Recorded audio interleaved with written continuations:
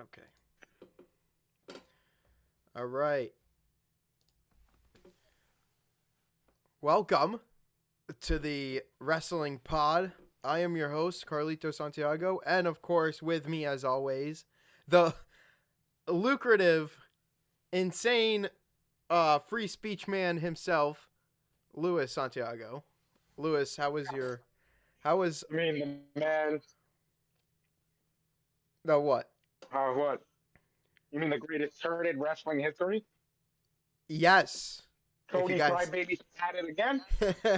if you guys did not catch the Elimination Chamber, go check out the Elimination Chamber review. Um and go watch the Elimination Chamber on Peacock or on Netflix, wherever you're from. Yeah, catch on the cock, bro. Come on. That's right. So, Netflix. yeah. So, speaking of Netflix, we were on Netflix, of course, for Monday Night Raw. Shout out to Eric Beeston for the Bleacher Report. On the heels of an industry-shaking Elimination Chamber premium live event, WWE Raw on Netflix had plenty of questions to answer and a championship-studded lineup as Rhea Ripley defended her title against Io Sky. The War Raiders put up their tag team titles against the Creed brothers, and Lyra Valkyria defended the title against Ivy Nile. And they were in Buffalo, New York for this. They will be in, I believe they're going to be in Belgium. Unless that's a live event, then I have no... Or no. They're going to be in Belgium for John Cena for his national, tour. And then they're going to be in New York again, MSG. Yes. Okay, I got that. Maybe MST. I got stuff to talk about that. Madison Square Garden? Hell yeah. After what I mean, after what I just talked about what happened yesterday, there's going to be some things. Well, CM Punk was fired up as he, of course, got out of like a SUV, black SUV, and he fucking wasted no time. He just came out there. He was already pumped up. He grabbed the microphone. He stood on top of the announce table and he just took shots. He's got a whole hit list, and he started with The Rock and Cena, and then he went to the man who cost him a shot at headlining WrestleMania 41, Seth Rollins, dropping a bunch of profanity of shit and bullshit. And this is where I believe WWE is moving into that TV 14 route where they're able to say shit, bullshit, go fuck yourself. You know what I mean? It's hearsay. It's not going to be all the time. Yeah. Right? It's not going to be all the time, but it's going to be here and there. But he's expressing his anger, and everybody who expresses their anger swears. But he seethed with rage and was as believable as any superstar has been in a long time, and as any human being in a long time. His threats brought out Seth Rollins, which, of course, Punk then jumped off the table. He then rushed at Rollins, and they did a whole brawl that did not have to bring out superstars. It did not. It just brought out security. Rollins was beating up security. Then they went after each other 5-6 times. Even when they went to a commercial break and came back, as Jackie Redmond was trying to get an interview, they jumped each other, and Adam Pearce looked like he was about to bust an artery. Yeah. Holy. I know. I said let them fight, and the whole crowd was like, let them fight. If everybody wants to see this shit, if this is not at WrestleMania, then I don't know what will. All I do know is that WWE is slating to put a triple threat match between Roman, Punk, and Rollins.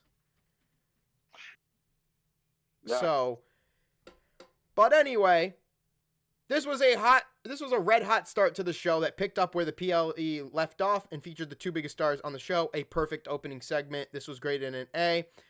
I loved what Punk says, I'm liable to get us kicked off of Netflix or get us canceled. Punk said, I've never been so delusional to wear a fake title and proclaim myself the people's champion because I don't deserve it. I earn it, Punk warned The Rock. Which is funny when he mentioned that, because when he proclaimed myself the people's champion, I still remember the time in AEW he wore that the real champion. The real world champion. The real world champion, yeah. I love it. Oh, you're going to love this one. Fucking, he tells Cena, you've been selling all these kids and all these people bullshit. You gave up on yourself, you gave up on all these people, and you gave up on these kids. Well, you know what Cena's response to that was? It was fuck them kids. Oh no, it's not only fuck some kids, but even the grown up too. Yeah, that's right. My dick. He then went further. This is what brought Rollins out. He said, Becky Lynch, you better come get your man, because if I do before you do, I'm going to put him in a wheelchair. You damn right. Dude, I got goosebumps from this fucking promo. I got every time. Like, nobody understands how much I love Punk. He expresses himself in a humanly manner, no matter what emotion he's feeling. Okay? Like, he is so fucking humane. It does not matter. You can get behind this. You can so get behind this. So Adam Pearce also announced that as long as Rollins leaves the building and doesn't come back, that Rollins and Punk will face each other next week inside of a steel cage. Yes. Live in Madison Square Garden. Two men, two former champions, two former ROH champions. I can keep going. It'll be Punk, Rollins, two. Steel cage. Yes, steel cage part 2 with them, and of course live from Madison Square Garden. It's Monday night, and I'm gonna save that for next week. I'm gonna open up with like a SNL type skit for it. Oh my god, it's gonna be great. But speaking of great, what WWE would do like if they did this in the 2000s, this would be like a squash, but it wasn't. It was not only a berating, but it was also a great match. Otis took on Gunther. So you forgot about the dude. Yeah. Oh, Gunther. Yeah, fucking. There was some bickering with the Judgment Day backstage, which led to Dominic Mysterio, Carlito, and Liv Morgan, and Raquel, wanting to add another member. But of course, Finn Balor told them that I got to deal with Braun Breaker first, so. That's what we got to do. But we followed up with Gunther squaring off with Otis to follow up the Ring General's attack on the big man a week ago, right? He berated him constantly. Again, a brilliant display of believable badass champion pushed to the brink by a big man whose abilities are beyond the comedy persona he has become accustomed to. Oh, shit. So Otis went blow for blow with one of the best strikers in the business, and for a moment had fans believing he may pull off the unthinkable, which, let's be honest, I mean, yes, Otis is good, but, like, you cannot convince me that he's going to do the unthinkable. You're not going to convince me he's going to do the unthinkable, especially when he treated him like shit, carrying that fucking Money Bank lunchbox around. God. But, ultimately, Gunther outlasted Otis, scored the win with a impressive power bomb that looked like it almost broke his fucking back. Now, after the match, of course, he attacked. Wait, what are we talking about? We're talking about Gunther or fucking. Yeah, Gunther almost broke his back picking up Otis. I mean, yes, they looked exhausted out there. He did. He looked exhausted out there, but they were fucking good. I'm saying this was a great match. If WWE's booking this as like to be a squash, I'm gonna tell you something. This is not a squash anymore. This is honestly like Gunther's going out there and actually having a good match with people that usually don't get TV time. Like with Tozawa, it was very different because, like I described, that Tozawa and Gunther both have something in common. They both had to go through like impressive amount of training to get to where they are, today. Yes. So, kudos to them and to Otis to Gunther having to put up with these guys. But Uso hit the ring, made the save, so they can, keep this whole shenanigans going with him chasing off his opponent, and I'm gonna see you at Mania, But it got better because A-Town Down Under, Grayson Waller and Austin Theory came out and attacked Uso, right? He took him out, and then of course the Ring General choked out Jey Uso. So we could be looking at a 6-man tag team match next week. Possibility. Right? But, yeah. As far as I'm concerned, I mean, this is the way they're going with kind of, the 7-week lead up to Mania. This is how they're going about. And this was graded an A. So Gunther defeated Otis, but man, this is gonna be a long set. This is gonna be a long fucking 7 weeks. Is it really 7 weeks of Mania? Yes. Oh, shit. Yes, I said it. I said it during the review. Longer. I said it during the review. 7 weeks from that day. I think you're right here. Wow. Well, 7 weeks away. Count it down on your calendars. Until Gunther retains the WWE World Heavyweight Championship. Yep. I know some people don't agree with that. I'm one of those guys. Right now, I'm one of those guys right now. I might come around. You don't know. I might come around and be like, you know what, Gunther may retain. But as far as I'm concerned, I believe Jey Uso is winning that world title. You saw that, Bobby. Also, Pat McAfee. What is it, Pat McAfee? I can't wait. Pat McAfee said, our world champion's getting ragdolled by Otis. Oh my God! We need a good Pat McAfee moment. Never mind. We just need a compilation of this Pat saying shit. Yeah, right. Backstage, Karrion Kross manipulated AJ Styles into calling out Logan Paul next week at Madison Square Garden. So WWE could be moving into that route of having AJ Styles and Logan Paul. I'm okay with that. Lewis, any problem there? Yeah, I mean, I don't know, like Grand Slam champion versus a social media idiot. I don't know. I mean, AJ. You know what? I don't have no problem. Okay. I mean, I'm okay with AJ. I think they're doing AJ because AJ can make him look better than anybody else could. But it's like, dude, true.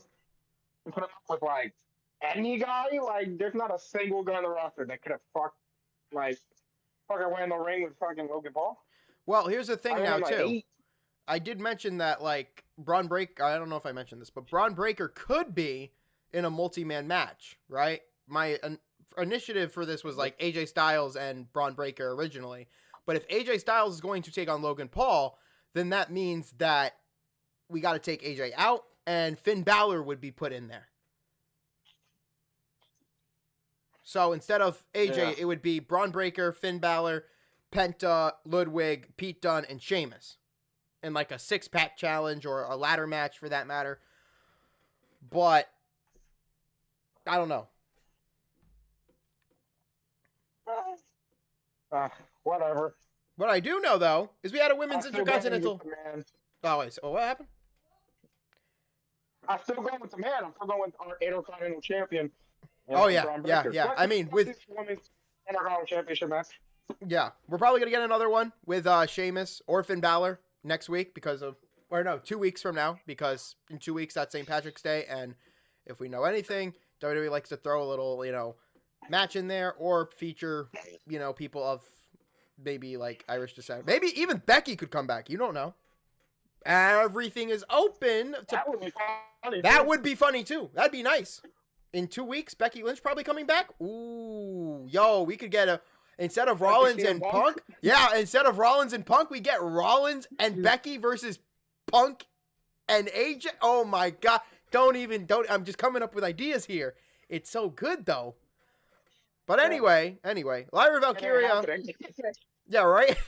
Lyra Valkyria took on Ivy Nile with gold on the line, the Women's Intercontinental Championship. Now, Nile controlled throughout the commercial break, working on the left knee of her opponent and slowing down the pace of the match. So, yeah, Valkyria had to fight through everything while trying to sell that knee, which she did all right, selling it. Valkyria won, though. Strong retain. This was a strong match that highlighted Nile and proved Valkyria's gift and resilience. Both women came out of this stronger than when they went in. And more importantly, the title continued to build credibility and momentum on the back of a quality in-ring battle. So we need to get Valkyria into some more intercontinental title matches and more of Chelsea Green too. More of those mid-card titles.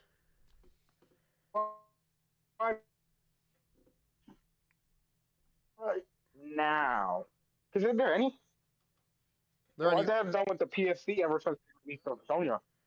I mean, you can do so we start freaking Shayna We because could. they're still on television right here. Watching. They're just running around doing things in catering.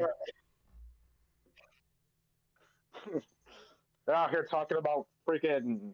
I'm not even gonna make a joke. I'm not even gonna make a joke. I'm not gonna do it. I'm not gonna do it. Yeah, right? I respect people.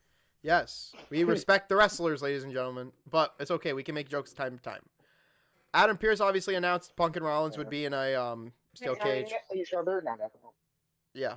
Well, Adam Pearce announced the big, fucking Madison Square Garden match between Rollins and Punk. That actually might just be the fucking main event. So.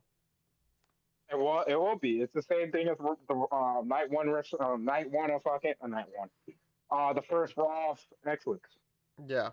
And of course, Ludwig came out to cut a promo on Penta, which brought the Luchador to Square Circle. They had a back and forth and had a couple of in-ring exchange where, they kind of went physical back and forth. The babyface wiped out the German, which sounds very, very weird, but that's what happened. Hold on. Really?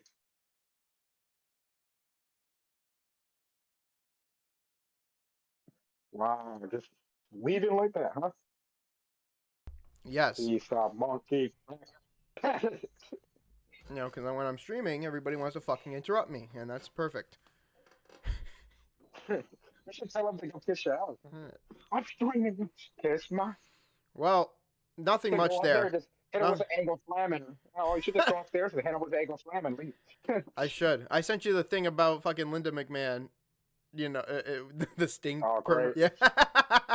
It's a funny. Anyway, there was a backstage moment there. Bianca continued to plead her innocence in the attack that took Jade Cargill out and put her on the shelf. Though her demeanor continues to suggest all is not what it seems. Yeah, we know Bianca was probably behind it and told Naomi to do it. And Naomi's out, so. Shit's boring as fuck.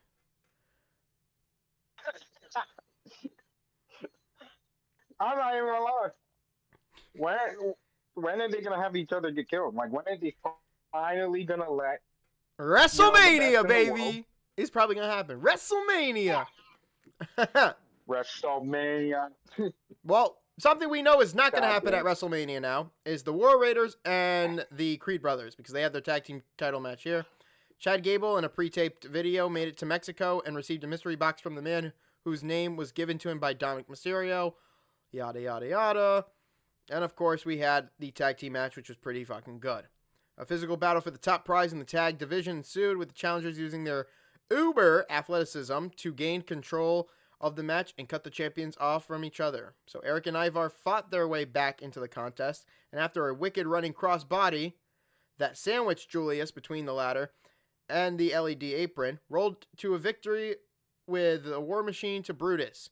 So another highlight reel for the Creeds, who actually did something impressive. I just saw. So you guys should really go check this out. Brutus did a somewhat good 450 splash. And then Julius, at some point, did a fucking shooting star press, which was also impressive. So this was just to highlight the Creeds, but keep the titles on the War Raiders. Give it a B, and it mentions it right here.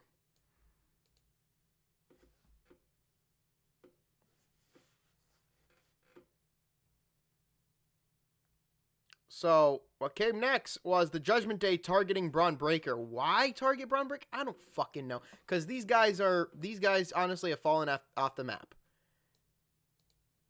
An interview with Jackie Redmond and Intercontinental Champion Braun Breaker was interrupted by the arrival of the Judgment Day's Finn Balor, who wasted little time talking trash and claiming he was untouchable in the ring. So Breaker exits the stands and enters the ring, where he targeted the Irishman, only to be confronted by Carlito and Dominic Mysterio.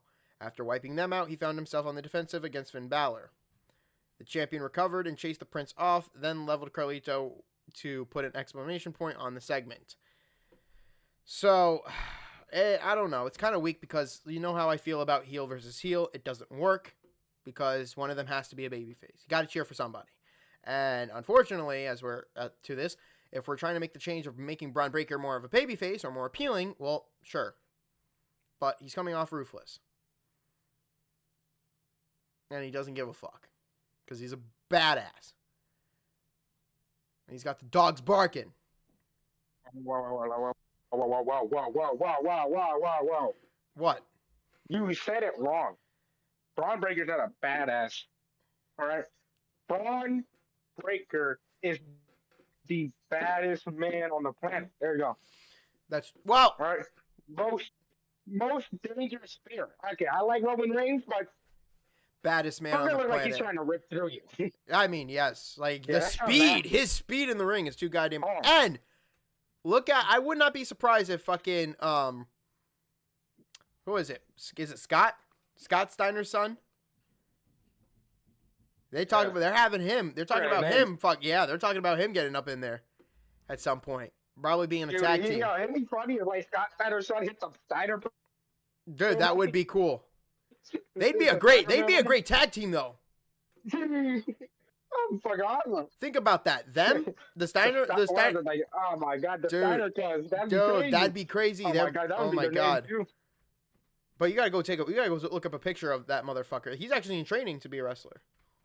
So yeah, right. That is insane. But Balor is a great opponent for Breaker, but you're gonna have to make Breaker babyface because again, heel versus heel doesn't work unless there's somebody to cheer for. Babyface versus babyface works, but someone's eventually to turn heel because you need somebody to boo for. You know, we do like a good babyface versus babyface here, you know, in a while, but eventually that kind of method runs out.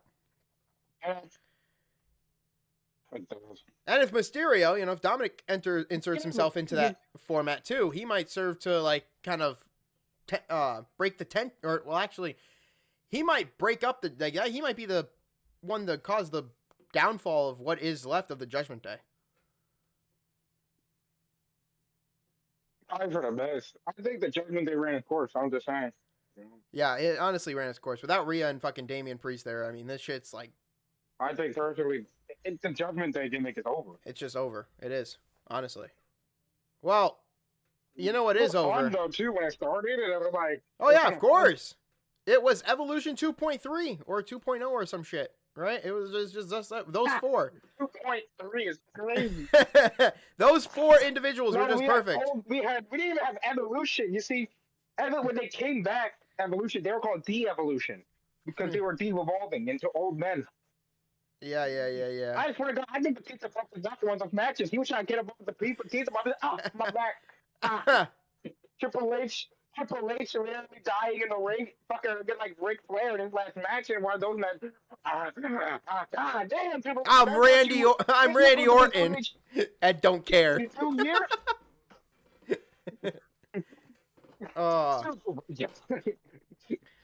But Randy Orton was like the only guy that was like legit holding on his weight, but he was like, damn. He was. Damn, like, he was looking around, Triple H is on the floor. Give me a minute, I'm tagging in a minute. So, but he's there already on the action. He just hoping to leave at this point. So lost his fucking eyesight. That's true. Whatever. But last but not least, to our regular programming. Yeah, last but not least, of course, our main event, which was the Women's World Championship match between Rhea Ripley and Io Sky. And you probably have it in your head thinking about like what I'm going to say or about this, you know, how I feel about this. With what would have been a match against Bianca Belair for the Women's World Championship, Rhea Ripley had to defend her title against Io Sky. And are you okay? After the Eradicator utilized her power and size to her advantage, Sky slowed things down and targeted her left arm of her opponent. What?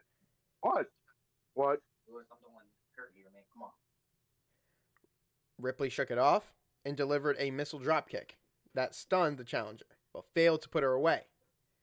Now the Genius of the Sky continued to focus her attention on the left arm, looking to take away some of her opponent's power advantage. So each woman basically threw what they had at each other. Io delivering her over the moonsault, only for Ripley to use her legs to, of course, drape her foot over the bottom rope. They kept going back and forth until, of course, Ripley got out of the ring and confronted Bianca. Now, what should have been a fucking DQ, because Bianca put her hands on Ripley, ended up costing her because Rhea was distracted by what Bianca was doing on the outside, which allowed, of course, for Io to counter, hit the over the moonsault, and win. So Io is now the women's world champion. Now, how do I feel about this? What do I think about this? Well, I'm going to be honest with you. I'm glad WWE is doing things that are unpredictable. Unpredictability really needs to be showcased here. There's a lot of entertainment we get, but not enough unpredictability. So something like this occurs. This is a good thing. Let it out. Let it out. Now, say what you really want to say. Well, I don't think these people want to hear what I really want to say. Because if they really want to hear what I want to say, yes, then I would be an IWC stan. Which I'm not. But, you want to know how I really feel? I think this is fucking stupid! There it is. Yeah. See what you chest. Yeah, Rhea Ripley should have faced Bianca, but you know what? We had this little fucking mini genius of the sky chick fucking take it. No. Wow. Io Sky is the genius of the sky. She's actually, she could not afford a loss. I don't know why, because you fucking had her lose to Morgan in a DQ to qualify for that fucking match. I think that's fucking stupid. But, what I will say, I'm okay with this title win as long as they go somewhere with it. Now, what do I mean by that? If it sets up a triple threat match at WrestleMania, I'm okay with that. Because that would be interesting. All three women have had their time in NXT. They all should be, they're all going to be... This is going... I'm trying to think the best way to describe it. Because the one comparison I want to make is something that you're going to be like, nah, I don't think that's something... No, I disagree. Okay, I got my own. You got yours. What do you have to say it is? Well, I think they might use Belair, Sky, and Ripley. They might compare this to... Some people might compare this to... Becky, Charlotte, and fucking Sasha, that WrestleMania 32. Dude, that was my same fucking... Really? That's what I think people are going to say. They're going to say Io's. They're going to say Io's like Sasha. They're going to say Bianca's like Becky, and they're going to say Ripley's like Charlotte. Yeah, that's true. But, hey, I'm okay with a triple threat match at WrestleMania. Yeah. That's perfect. That's a perfect, because if you think about it, Bianca's already solidified her spot. Io couldn't afford a loss, and Rhea Ripley's bulletproof from a creative standpoint. So honestly, as long as Ripley couldn't invoke her rematch and slide right into WrestleMania if she wants to. Plus, Ripley's a pretty big star. Yeah, all Ripley has to do is just basically say, "I want my match." Because I want my match, but it's going to be at WrestleMania. But hey, there's the one thing I don't want. I do not want to see. Rhea Ripley is a pretty big star. Rhea Ripley right now is the biggest woman superstar on the roster. She is. So, one thing I don't want to see, though... The only other one that's probably close is probably Charlotte, but that's because of name-wise. Yeah. What I don't want to see is another... because of her fucking actual... I don't want to see another Io Sky and Bianca Belair match, because we've already seen that, I think, twice. There's 2 occasions we've seen that already. Featuring Ripley would be good. Right? Now, having Belair win, who knows? Again, it really puts, pressure there. I mean, it kind of sucks, because... Ripley literally just got the title back a month ago, and we put it on Sky, and now what? We're most likely to drop it to Belair a month later? What the fuck are we doing? I'm sorry. I like the idea of unpredictability, but, we can't just keep dropping the title month to month to month. It doesn't work like that. AEW's done it, and you know how bullshit I call them out on their fucking shit.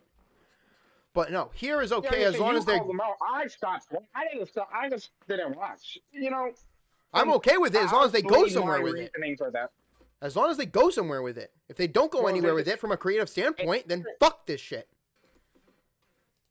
So basically, don't Charlotte and Sasha this. Yes, don't Charlotte and Sasha this. Honestly, All right. Don't sell us Charlotte and Sasha. Sell us what All right, you're cool. giving us. Give us Io, give us Ripley, and give us Belair in a classic triple threat match. Plus, an ovation to Ripley is that of a main event superstar. Like she honestly is the top woman in the company. Yes. Like let's be honest. But the overall show grade, of course, we were firmly on the road to WrestleMania. What's to her? What? No, who is the next biggest woman on the roster besides Rhea Ripley? I don't even want to say Liv Morgan, but like, cause that's bucket. She. No. I don't want to say Liv Morgan, but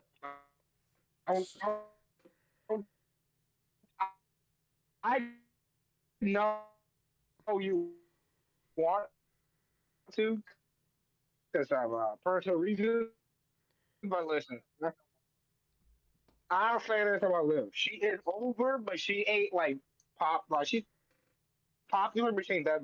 She's popular for different reasons. oh yeah, we know. That's an IW. That's an the IWC and a fucking and a CWC thing. Fuck.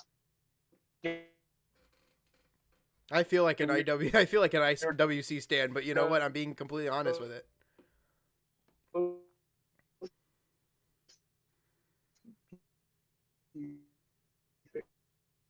Yeah, he's a bit lagging, guys. So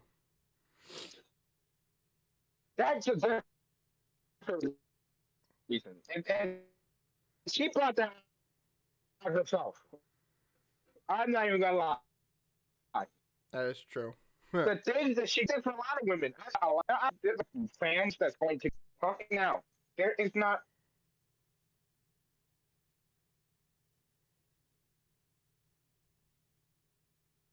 Okay. Well, we are firmly on the road to WrestleMania, and that is on full display. With Raw on Netflix has already been a vastly improved show, and Mondays may have been the best yet. Coming off of a pay-per-view, from a red-hot opening involving Punk-Rollins to a quality in-ring action from 3 championship matches, not to mention the absurdly good Gunther and Otis showdown, this was a show that had something for everyone, while focusing on the names and rivalries that will ultimately make up this year's showcase of the Immortals. Add to it a legitimately surprising victory for Io Sky in the main event. Again, kudos to her. You have a show that capitalized on the buzz from Elimination Chamber and should have fans excited about next week's show. And this entire week, a lot of people can continue to talk about how John Cena fucking turned his back on us. But we love it because we've been fucking waiting for it to actually, like, happen. It's probably the best thing because his gimmick died. That's it. That's what people don't understand. That his gimmick died. Same reason why Hogan did fucking turned heel in fucking '96. I don't want to say it died when it started. I wouldn't say it died. It's more of like it just didn't work. It didn't work. I don't think it. No, I don't want to say it died. It had a run. It had to have a time limit. That's it. It had its time limit. You know, his Dr. Thugonomics was his heel, and it didn't last. And it lasted until the fans decided to cheer for it because they liked that type of crap. And you can say, well, like the difference before that, what about the chain gang soldier? No. First of all, everything after Dr. Thugonomics is just basically the same fucking thing. Yes, that is true. The only thing Joshua did different is that he started wearing bright ass stupid colors, coming out with a dumbass towel. And he made a wish for like kids. A fucking snack ass. And he made a wish for kids. Now he breaks a wish for kids. I hate this fucking guy. Now he breaks a wish for you kids. Fuck your wishes. Oh yeah, he's gonna break. Then he's gonna break your mom's back the hard way. Yeah. This show was graded an A. Like Cena's gimmick is and it's fucking bullshit. Nobody understands that. People just want Cena to be the perfect fucking wrestler. It's not happening. They want him to succeed. You know? They want him to win that 17th World so Championship. We both agree that he's going to win that 17th World Championship. They want him to be like... Yeah, but they want him to be like a super good guy, the fucking superhero, the Superman. Well, let's be Well, think of completely this. honest. If he's Superman, this is injustice, and now he's the fucking bad guy. Well, So let him let's be. ask the crowd. You want Let a happy Jacob fake nice be guy? Jacob. Well, that's John Cena before he turned heel. You want the happy fake nice guy? That's John Cena before he turned heel. John Cena heel now should be the brutally honest asshole. All right, that we love and appreciate. Damn right. He's Right? like he's like, I'm gonna make a wish for you It's- kids, and he's like, fuck you. Make your own damn wish. Go ask Rocky. Right. I'm being serious. He's like, I'm tired of making the shitty movies. Thank you. Somebody, please. Stop tell him calling about me making shitty Jacob! Movies. But yeah, you know. No, but that was I Raw, swear to God. and that was Him and The Rock killed that series. oh Him my and The God, Rock yeah. killed that series. No, he I'm did. not even gonna lie. That was a Raw review. Lewis, do you have anything to say about Raw? No, even though you didn't watch it, but No, I just want to say this. I want to ask you a good question. I want people to hear this because I got a quick question. okay. Is there a group of wrestling fans that glorifies the men like they do the women? Like sexualize them like wrestling fans do with the women wrestlers. I don't know. We'll save that Yes for the or no? comments down below. Type yes or no and leave your comments for that. That's a good fucking. I honestly don't think so. Just because they're, you know. I don't. Let's be I don't honest. think Like, there do is you? because there's not a lot Well, here's of another thing. funnies. Do you think that more, like, do you think that they those same people like follow men at the airport or wrestlers at the airport, like they do to like men And that's not like, or women do it to men wrestlers than they do it to women? Because I know they do it a lot to women wrestlers, and I think it's a shame that they have to like. I believe that, like, okay, if you just so happen to be at the same airport as a wrestler, like, say for instance, I'm going, like, obviously I got to go to Connecticut to go, you know, to someplace, but let's say I'm in the Connecticut airport and I see Jay Uso. It just so happens that Jay Uso is there. Well, of course I'm gonna go up to him and politely ask, like, hey, can I get an autograph or can I get a photo? Because that's just a coincidence, right? Holy shit, we're at the same airport. But if I, you know, found out what airport, like, oh my god, I'm gonna go to the airport that Jay Uso's at before he flies away, that's just that's practically stalking, and that's not okay. oh, here's the thing. Right? If you, let's say, no, I got a question because if people like to do this, let's say this. What about a person stalks you, right? Oh, it's a different question, right? Because now you don't want to like it. You won't like it if somebody was stalking you, right? That's true. Because you now getting defensive. You gonna now you gonna start getting defensive, and like you probably gonna want to fight or try to do something. That's true. But And these wrestlers are can't, human. because remember they're on TV every day. Yes, they're human. Because if I was them, I know I probably would swing. Like if you come out your way, let's just say this is like 4th, 5th, 10th time. Oh yeah, I'm swinging. So like my back, let's fucking go. I can't take it. Like we have to go. Of course. I don't give you like if you're a woman, I might insult you. I might the most I'm gonna do is insult your intelligence and your gender. That's it. That's Oh, it. That's God. all I'm gonna do. All right. But like, no. But if I'm being like, you know, like if you're being stalked, you're going to want to do something back. You're gonna want to fight or, like, at least call the cops. But they can't do Yes. that because if they do that, what they do? They lose a fan base. They lose all this. They lose endorsements. They lose all that. So shit. So what about you stop doing it? Yep. Grow some balls or Yep. whatever. Tits, whatever. I don't care what you have. That's on you. That's on you. But leave them alone. Yes. That's all I gotta say. Leave the wrestlers alone, guys. Fucking, we support the wrestlers and everything they do. They're out to entertain. They spend 365 days a year working their ass off, pumping and grinding, just like the fucking Rock does on like a daily basis as he eats pancakes and fucking drinks protein shakes. But we support them, no matter how many And times those we. shitty movies. Yeah, and those shitty movies. No matter how many times we find them in the $5 bin, we still get them. Anyway. Dude, I like the red. I watched the Red One should give it another chance after the Rock healed her. I'm like, yeah, I gotta give this movie another You chance. can't give that shit a chance. Movie fucking sucks. Still fucking sucks. Red Notice fucking sucks. Oh, of course. Anyway, I'll be here Saturday to do the SmackDown summary. And yeah. Don't forget to subscribe, drop a like, comment down below, and turn on those post notifications so you'll never miss something like this between the both of us. I'll see you on Saturday, and then of course next Monday for and